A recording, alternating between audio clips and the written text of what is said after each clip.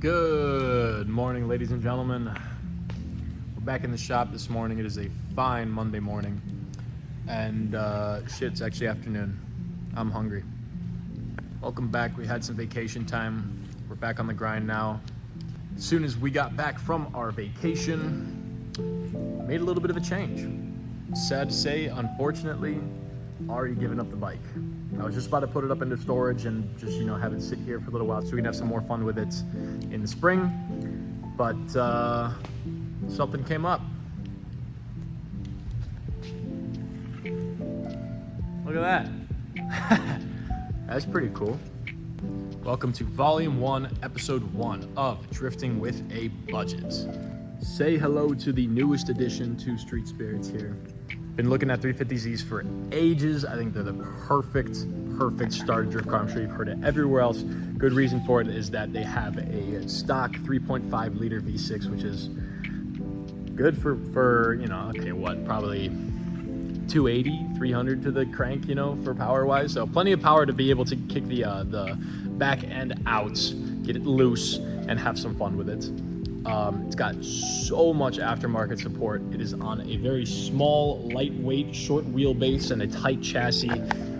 Tons and tons of fun already from the factory as is, but this one already has some parts that make it a whole ton of fun. It is a 2006 Nissan 350Z. So since it's a 2006, this has the VQ DE rev up.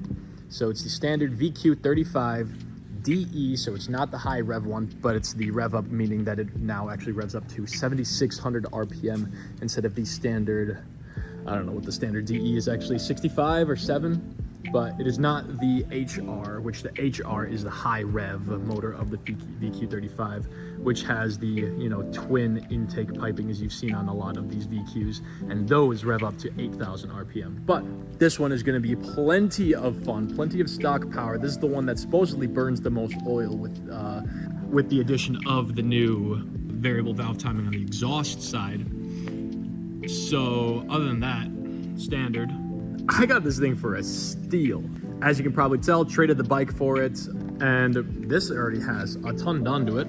I mean, it's sitting on some BC coils and some NKRPF 1s wrapped with some Venzas, which is sweet. BC coils alone, that's awesome. Those are worth a ton. Got a ton of nice suspension modifications already, some upgraded control arms, and I know it's got some adjustable sway bars. This is the touring model, so it does have the factory LSD in it, which is so sick already because I was planning on welding it. So I'm very glad I don't have to weld it. It's going to be for a good car to be able to take to and from the track as well.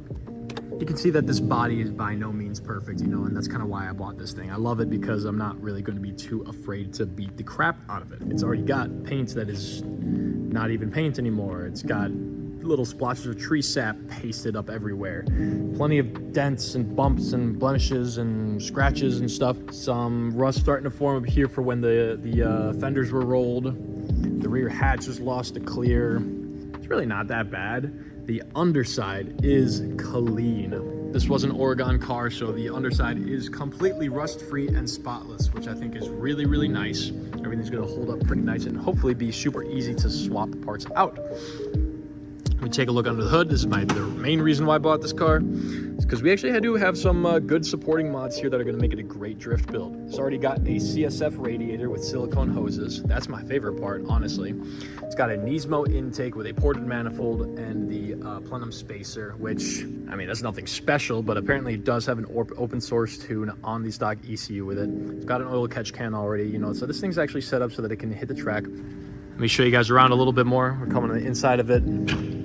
Already set up for safety. We got some Sparco Sprints in there. It's got an NRG quick release hub and a nice suede wheel. The interior is actually quite nice. It's got obviously a roll bar and harnesses with some RJS racing harnesses. That's good.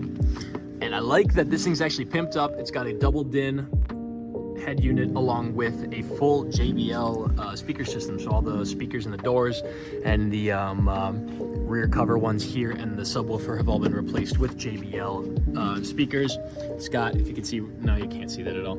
It's got an amplifier that's been hooked up right behind the driver's seat here, and so it actually honestly for what it is, it bumps, you know? Like, and I love that because now I'll be able to hit the track and be going sideways with some good music blaring while I'm doing it all. So that's gonna be sick. Otherwise, that's really gonna do it for this video. It's mainly just an introduction to the car. Here she is, welcome, say hello. But that's it, you know? This is, I'm very, very excited about this. I feel like this is a step in the right direction of everything that I wanted to build this channel up for. And I started something new, you know? We're gonna have a ton of fun with this thing, so cheers to that.